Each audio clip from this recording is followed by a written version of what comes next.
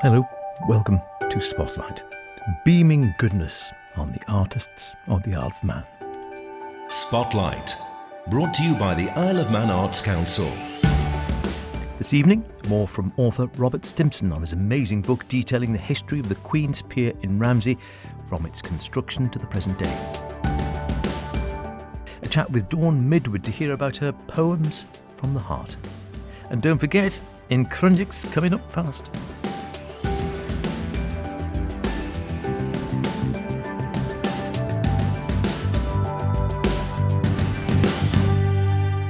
Remember, do get in touch with any creative artistic endeavours you might be involved in, planning, hoping to create, or would really like to put in the spotlight.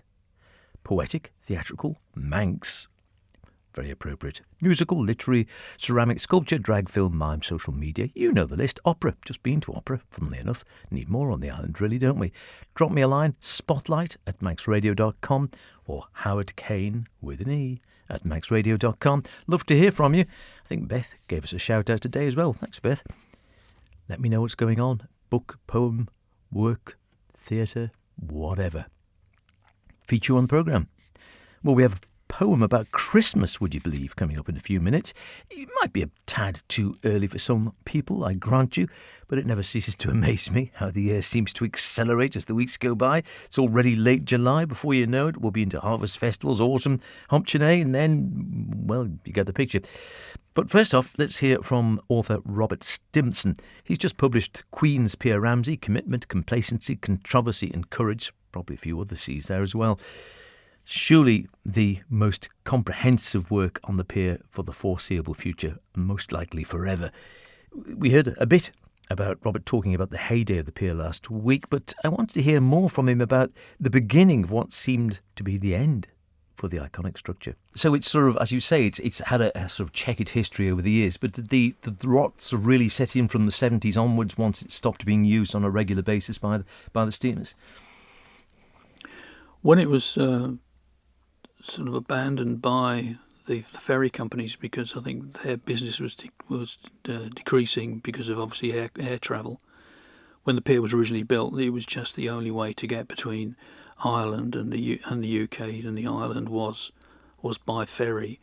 By the time it came into sort of deteriorate in the 60s, fewer people were using it, and the legislation that was put in place when it was built prohibited anybody doing a formal entertainment. The piers you see elsewhere in the British Isles, where you've got theatres and entertainment venues within them, this pier was solely used as a low water landing stage. So when the harbour dried up in Ramsey because of the tide was out, the end of the pier was still in 12 to 14 feet of water, which allowed the ferries to tie up and decant their passengers. I think when that happened, the impetus and the obligations to maintain it weren't really seriously treated. But the legislation that was put in the 1880s meant that every single expenditure had to be approved by a Tynwald court. So when they wanted to spend £100 on paint or varnish, Tynwald Court had to approve the finance. And I think a lot of people, a lot of MHKs at the time thought, why were you wasting time of this valuable court debating £100 expenditure or £1,000 expenditure, and it turned out to be 10,000s in the 1960s. Why are we doing this? So the book covers those that hated the pier as much as those that loved the pier, just to give a fairly balanced, true picture of the challenges it faced. And I certainly recall, rightly or wrongly, at one stage it did become something of a political football, and it seemed to drag on for years about what they were going to do. Was there going to be some restoration? Yes, there was. No, it was too expensive. It was one of those not unusual topics in Tynwald that just seemed to come back year after year after year. And I think there was a sort of feeling amongst a lot of people, myself included, that at least some of the politicians and populists were hoping that during a heavy storm the whole thing would just sort of collapse in high water. Oh yeah, what I've managed to do is pull together references to every single debate from the Tynwald's record is called Hansard, and that started the year that the pier was completed in 1886. And all the way through until 2025, I've managed to identify every single debate that the Pier featured in, and have recorded the details and the discussions and the disagreements. And it's interesting, about every 30 years, the same arguments recycle themselves and come up, even to the extent that the ministers at the time can't or couldn't recall the incidents that happened before their tenure of that position. So the arguments came through over and over again, which is why at the end of the book, in an afterword, I've suggested that there needs to be some actions going forwards, using this as a reference to avoid repeating the same arguments that were circled in the 1920s and the 1960s, the 1980s, and then fortunately now I think we've got more enlightened administration. Yes. So do you feel now, having worked on it for so long, do you feel optimistic about its future? I think it will depend on the political will to support and encourage the Queens Pier Restoration Trust, because you've got a voluntary organisation there, started by Tom Durrant and Captain Stuart Mackenzie, who've really done the trailblazing. As Tom Durrant has already said, the project will outlive him. He's in his early 90s now, and they've done 10 of the 60 bays, and they're on the 12th now. So there's quite a way to go. It's quite a challenge. But the legal background, the legal footing, literally for the pier, needs to be agreed. Because although the Queens Pier Restoration Trust are working on the structure, the legs and the supporting parts are monitored by the DOI and Harbours. But there needs to be an overall strategy.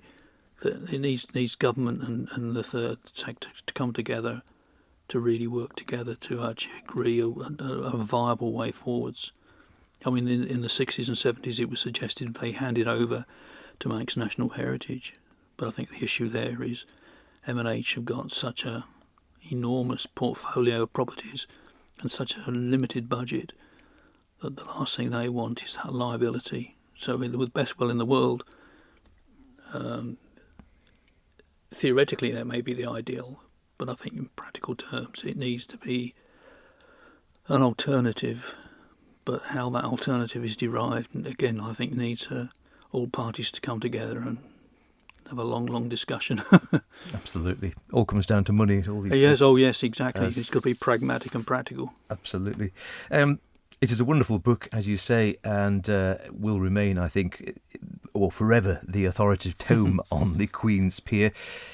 If people want to get it, like I said, it's a beautiful thing to read. It's a beautiful thing to look at, because there's so many fantastic photos as well, as you say, from its history, from the beginning right up to modern times and the restoration and such like, and incredible little facts, as we've been hinting at there. One I love was the link between the mini metro and the and the Queen's Pier. Who'd have guessed? It's a good Trivial Pursuit question, that one.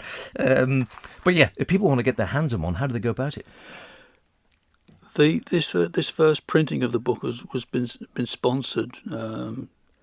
Ramsey Crookall, Charterhouse Lombard, Paul Carey and Sons, Eric Wright Water, the Steam Packet, and 3 private couples, Mr. and Mrs. Bairstow, Mr. and Mrs. Dixon and Mr. and Mrs. Doricott, put money forwards to help pay, now they have completely paid for this first print run.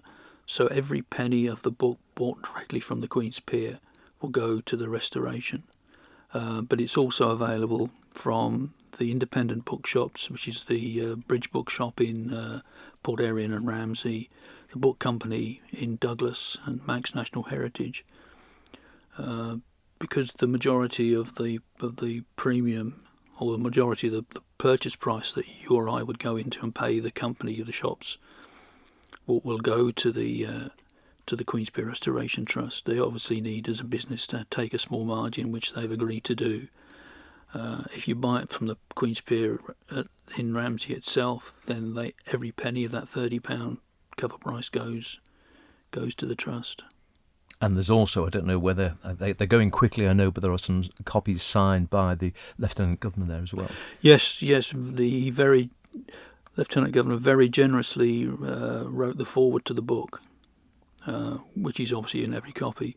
But there were 50 copies, special copies, signed by Tom Durrant and Captain Stuart Mackenzie, who are the founder members of the Queens Pier Restoration Trust.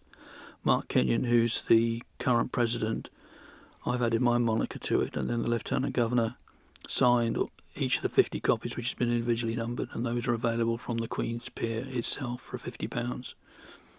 So that once those 50 have gone, they are gone. And I think that I heard day before yesterday that number 36 had been taken, so there's only 14 left. A handful left, so yeah, if you want one of those, don't hang around, because once they're gone, as they say, they are gone. Yeah, gone. Unique. It's a fantastic work. Many congratulations on it. Thank like you. I said, it will remain, I think it'll never be surpassed from the detail and the history and the amount of work and photography that's gone into it. So many thanks for talking to us. Thank you. Some amazing stories and even more fantastic pictures in the book. Great value, actually, at £30. The book is widely available. A true magnum opus. Spotlight, brought to you by the Isle of Man Arts Council. A wonderful little collection of poetry came my way the other day, and by that I mean today, really. Poems from the Heart. Just that. A collection of really personal, poetic reflections on the Isle of Man, aimed at giving hope to those who may have been suffering with cancer or the like.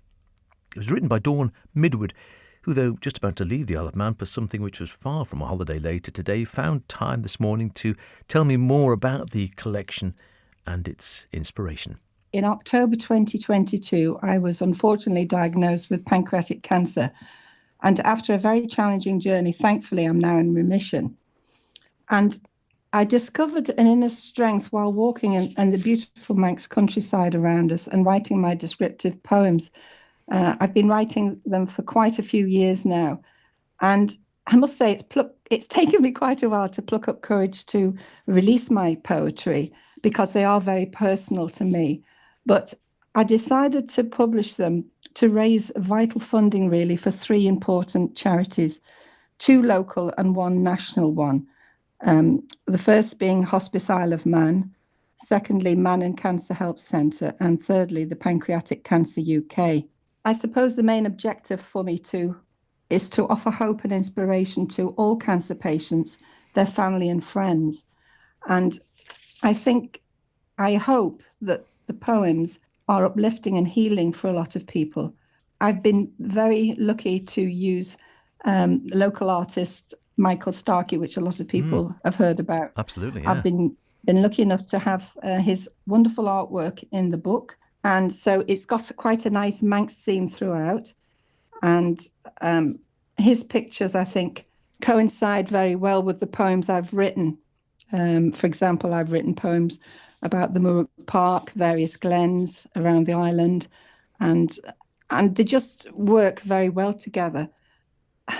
It's been a big thing for me to do this, but I just hope I can raise a lot of funds for the charities, and I hope that there'll be good little presents, gifts maybe for people who are wanting to buy presents for friends or family, Christmas or birthdays, and they're on sale in quite a few outlets over the island during the next year or so, really. Mm-hmm.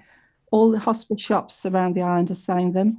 The Bridge Bookshops in Ramsey and Port Erin, JJ Ribbon's shop in Laxey, the Man and Cancer Help Centre, the Book Company, Castle Street in Douglas, and the shop at Nobles Hospital.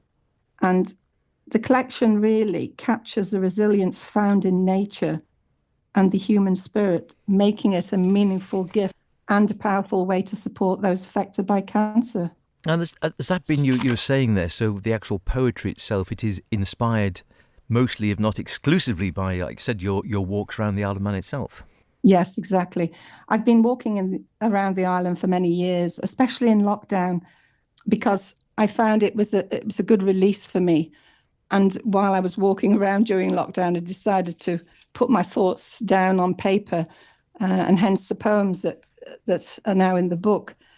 So it helped me enormously, the writing, and I'm hoping, as I say, that it will give people inspiration and healing while they're reading some of the poetry.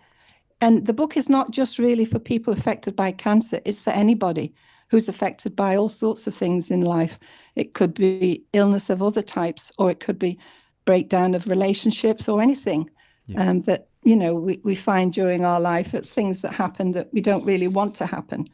So I'm hoping that people will buy the book, as I say, and raise money for the charities. As you say, it sort of helps. And poetry, often hear people saying this, it sort of taps into your inner strengths, and it's amazing. Just in the same way as you say, a walk in the countryside can restore your spirit somewhat. It's sort of trying to capture that in poetry. Yes, definitely. I do think people should try and get out in the fresh air and nature on a daily basis, if possible. I know some people can't if they're housebound, but just to get out of the house and when you're meeting people when you're out and about, and that's another joy of walking in the countryside, or in the parks. You do often meet friends or family, How did it work practically for you? Did you, if you were out on your walks, would you have a notebook with you? Would you sit somewhere and write a complete poem, or would you write down a few thoughts and ideas and things about the views and then develop it afterwards? Yes, it was usually I'd have a little notebook in my bag and I'd write down often little lines, and then when I got home I would put them together and write a few more lines. But the start of each poem definitely was while I was out walking, looking at the beautiful colours in the Manx countryside. That inspired me greatly. But yes, very often I'd come home, or in the middle of the night even, I'd wake up and write a few lines, if I'd thought about something that would fit in with the poem.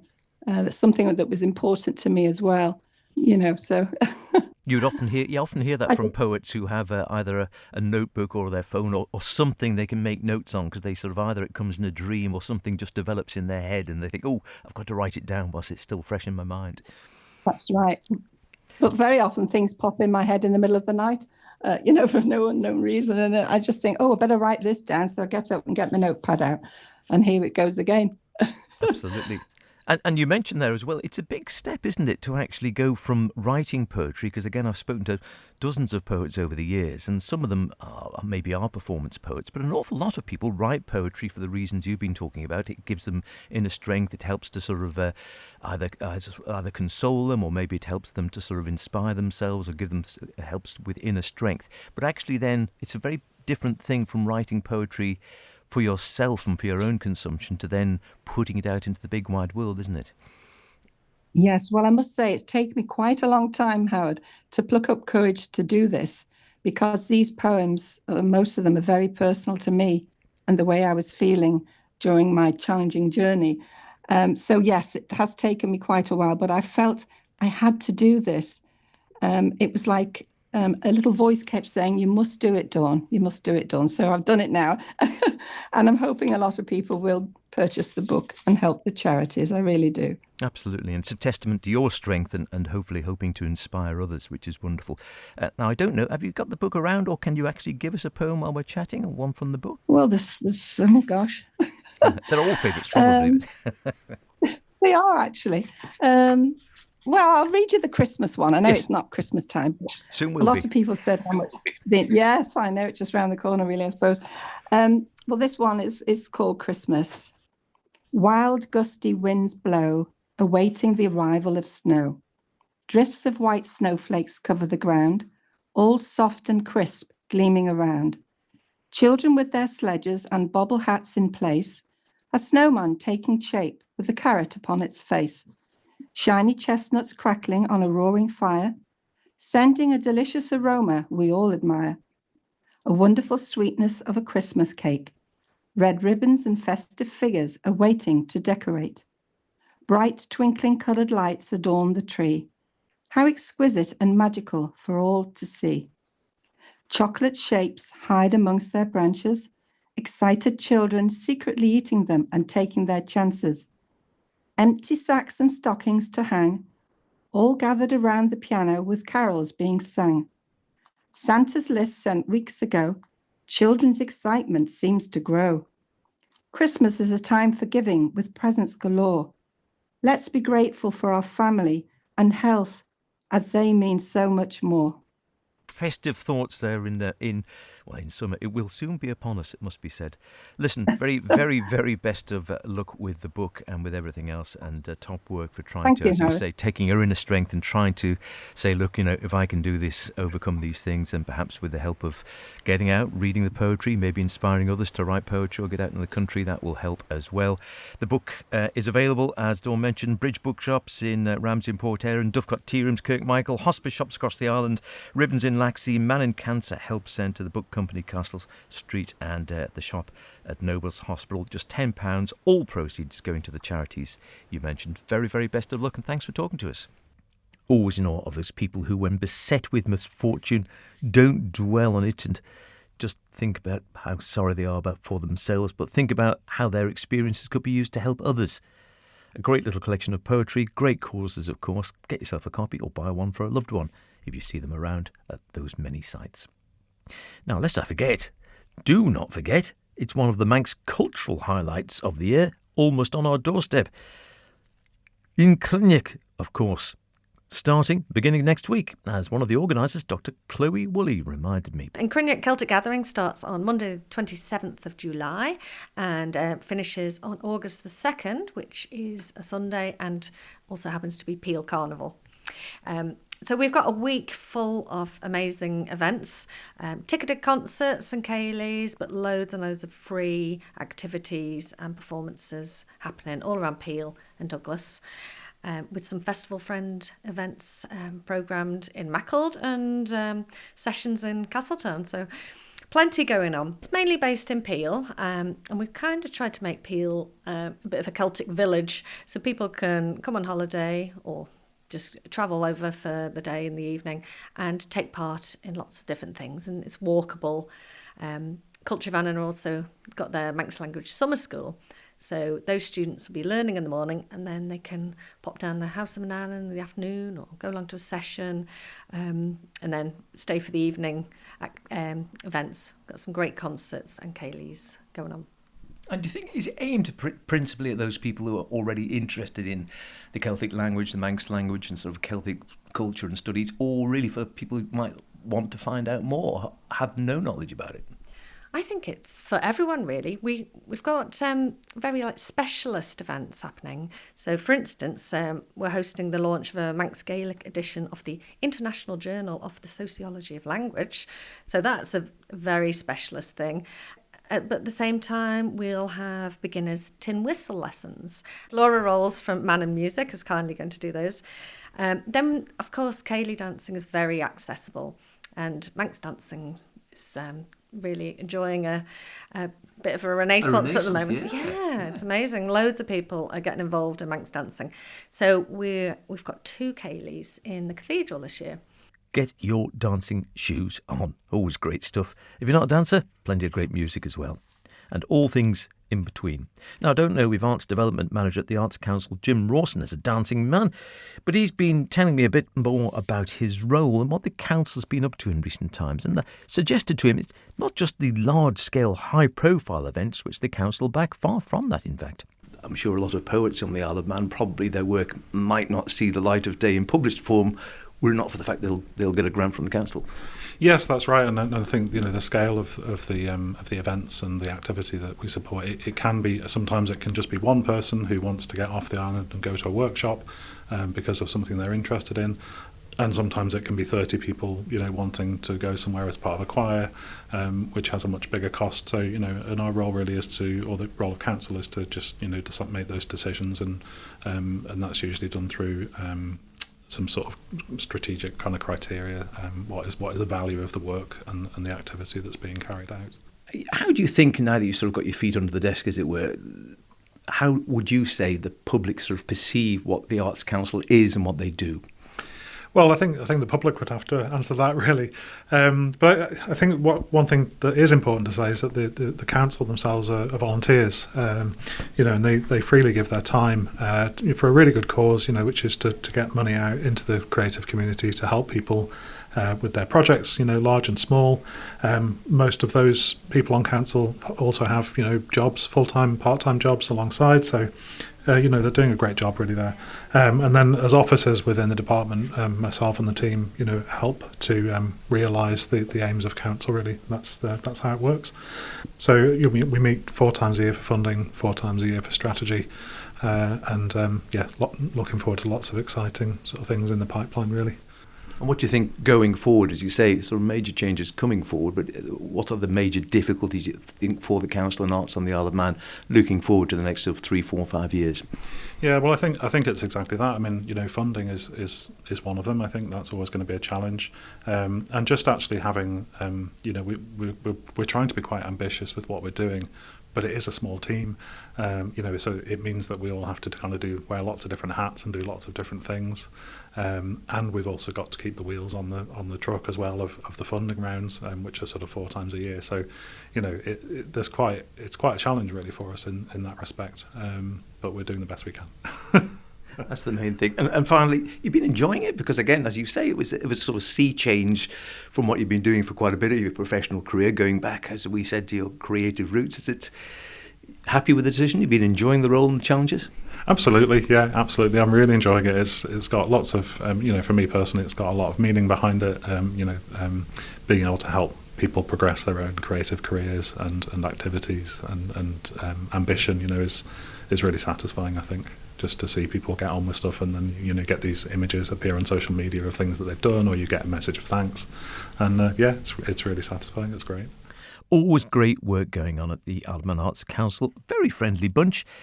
If you do have an artistic vision or project but no idea how you can bring it into reality, just drop down to see them in the Villa Arcade for a chat or drop them a line. There's never any guarantees, of course, that they can help out or give funding, but there's always a chance and there's always going to be great words of advice there. Who knows where it might end up? If you don't go, you'll never know. This is where we end up, however, for this week at least. I'll see you next week. In the meantime, be good. Don't forget the Chronic. Whatever you're doing, be creative about it. Hemo.